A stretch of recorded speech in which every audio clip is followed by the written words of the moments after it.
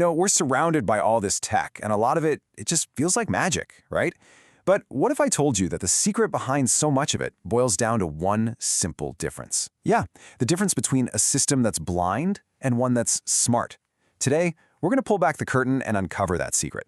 Have you ever actually stopped to think about this? Your air conditioner gets the room to that perfect temperature, and then it just clicks off.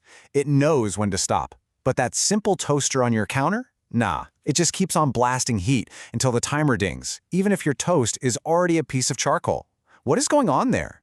And that, right there, is the entire difference. It's about being blind versus being smart. A blind system, well, it just plows ahead following its first order with its eyes shut, so to speak. But a smart one? It's constantly watching what it's doing, sensing the results, and adjusting as it goes. And that's the core idea we're going to unpack right now. So let's start with our first character in this story, the blind system. Think of it like a soldier that just follows orders, no questions asked. It's a one-way street. It gets a command and it just does it, no matter what happens next. The technical term for this, if you want to get nerdy, is an open-loop system. And the key phrase in that definition is right there. The action is totally independent of the output. What that means is the system has absolutely no clue what the result of its work actually is. It can't see, it can't measure, and because of that, it can't fix its own mistakes. Let's go back to that toaster. It shows this perfectly. The input is you telling it, toast for 2 minutes. The process is, the heating coils firing up.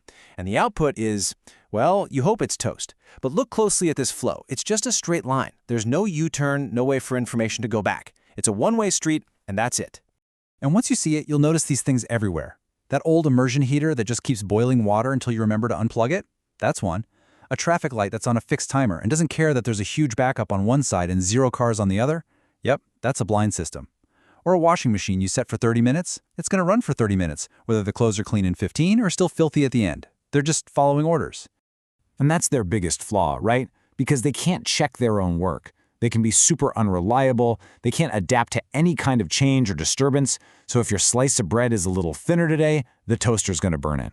If the voltage in your house dips, the water heater's going to take way longer. There's just no way for it to correct course. So how do we fix this? How do we take a blind system and give it sight? Well, it turns out the solution is one single, absolutely game-changing ingredient. This is the secret sauce that transforms a dumb machine into an intelligent one. And here it is. Feedback. That's the magic word. Feedback is simply the process of measuring the output, the result, and then sending that information all the way back to the beginning of the line to make corrections. It's basically like giving the system a pair of eyes and a brain to go with them. Okay, so remember our simple one-way street. Input, process, output. Dead simple. That's our blind system. Now, let's add that magic ingredient and see what happens. And boom, here's the transformation. Just look at this diagram. It is no longer a straight line. Now the output gets measured, and that measurement travels through this new feedback loop all the way back to what we call the controller. This creates a continuous circle of information, and it lets the system constantly ask itself, am I where I need to be? No? Okay, let's adjust. And the result of adding that amazing little feedback loop is what we call a smart system, or, in technical terms, a closed-loop system. This thing is now aware of what it's doing, and it's actively working to hit a specific target.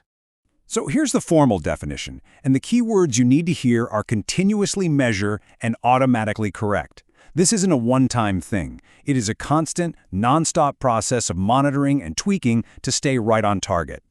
If you want a really easy way to remember how all this works, just burn this little 3-step mantra into your brain. The system checks its output. Then it compares that output to the goal it was given. And finally, it corrects whatever it's doing to get closer to that goal. Check, compare, correct. Simple as that.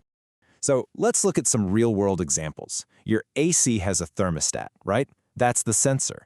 It checks the room temperature, compares it to the 72 degrees you set, and then corrects by turning the cooling on or off.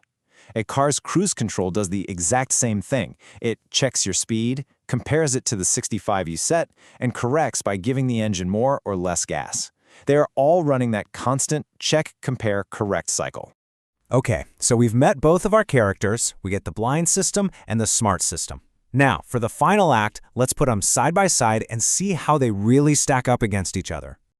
All right, this is the main event. Open loop versus closed loop. Let's really break down the core differences and why this one little distinction is pretty much the foundation for all modern automation. This table really just lays it all out, nice and simple.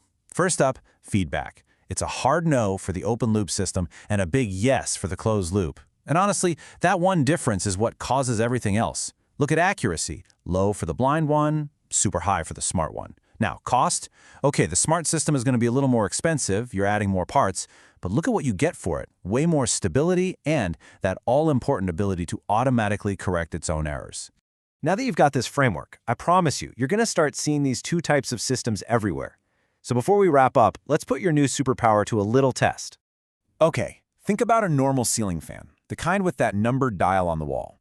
When you turn it to, say, level 3, what's actually happening? Does the fan have a sensor that measures the true speed of the blades and then adjusts itself to maintain exactly that speed? Or does it just send a fixed amount of electricity to the motor and kind of hope for the best? The answer to that tells you everything you need to know. And for our final thought, I want you to just look around you. Right now, your coffee maker, your desk lamp, your microwave.